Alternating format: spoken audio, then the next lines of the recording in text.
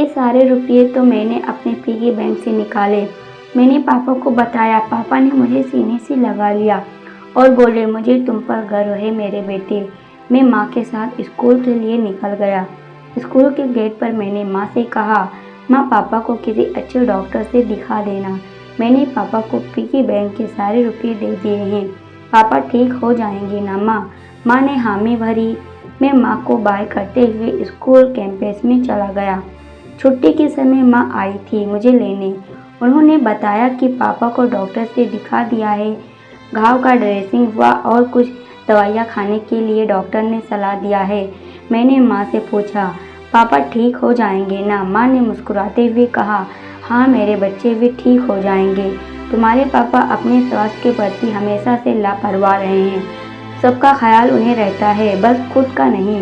माँ ने मेरा स्कूल बैग अपने कंधों पर रख लिया।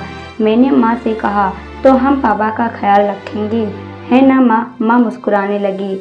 घर आया तो पापा अपने कमरे में बैठकर कोई किताब पढ़ रहे थे। मैं उनके पास गया और पूछा, दर्द कैसा है? पापा ने मेरे बालों में हाथ फेरते हुए कहा, दर्द तो अब छू मंतर हो गया। मैंने अपने कपड़े बदले और खाना खाकर अपने कमरे में जा रहा था कि पापा ने मुझे बुलाया, जरा इधर तो आना, एक सरप्राइज है तुम्हारे लिए, अपना पिगी बैंक भी लेते आना।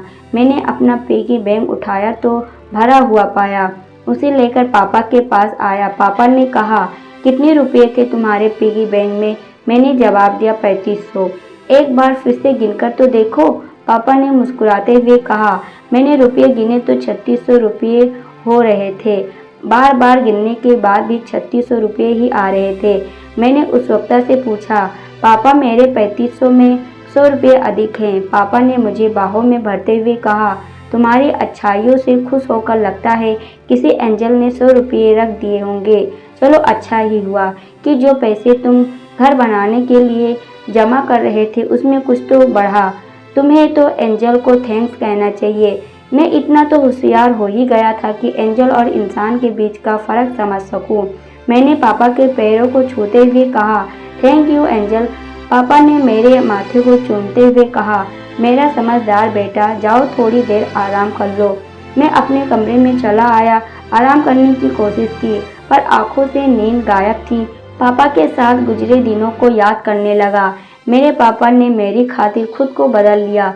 मुझे किसी तरह की कोई कमी ना हो इसके लिए वे हमेशा अपने खर्च में कटौती करते रहते, पर मेरी पढ़ाई, स्वास्थ्य, भोजन और कपड़ों में कमी नहीं की। मुझे याद है एक बार मैं काफ़ी बीमार हो गया था और मेरा स्वास्थ्य लगातार गिरता जा रहा था। मैं कुछ खा पी नहीं पा रहा था। पापा माँ मुझे डॉक्टर के पास ले गए। डॉक्टर द्वारा लिखे गए सारे जांच को पापा ने करवाया। जांच में कुछ भी गड़बड़ी नहीं आई। मैं लुंज पुंज और पूरी तरह से कमज़ोर हो गया था।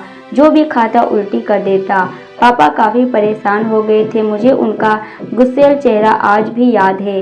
वे गुस्से से लाल थे।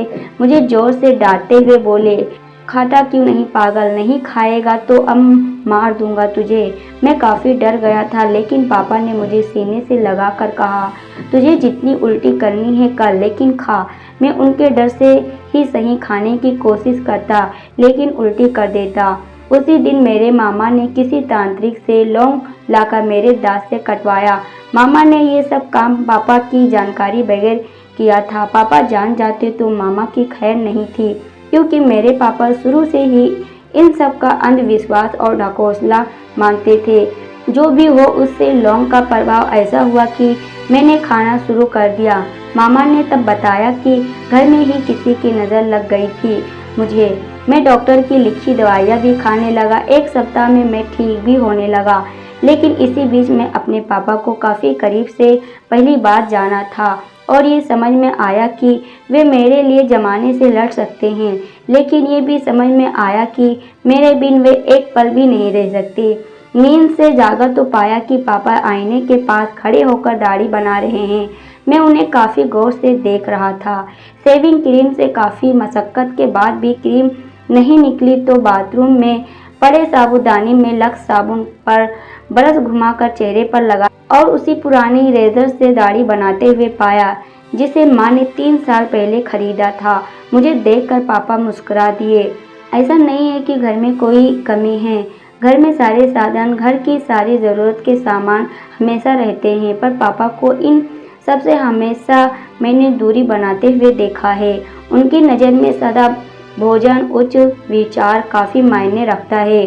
जो भी वो अब तक अच्छे नहीं लगने वाले पापा में मुझे दुनिया के सबसे अच्छे पापा नज़र आने लगे, जो ईमानदारी, उदारता और त्याग के जीवन प्रतीक थे। माँ ने मेरे लिए दूध और पापा के लिए चाय लाकर रखा। मैंने दूध पीते हुए पापा से कहा, पापा आप ऐसा क्यों हो गए? पता है जब आप ऑफिस से आई कार्ड लगाए हुए मुझे लेने के लिए स्कूल आते थे तो मैं खुशी से उछल पड़ता था। मेरे सारे दोस्त कहा करते थे कि तुम्हारे पापा बहुत सुंदर और स्मार्ट हैं और वे तुम्हारे दोस्त जैसे लगते हैं। सच में पापा, आपके जैसा कोई नहीं। पापा कुछ बोलते इससे पहले माँ बोल पड़ी, और मैं अच्छी नहीं लगती तुम्हें? तुम्हारा सारा काम मैं करूं और क्रेडिट तुम अपने पापा को दे दो। वाह, बहुत अच्छी बात है।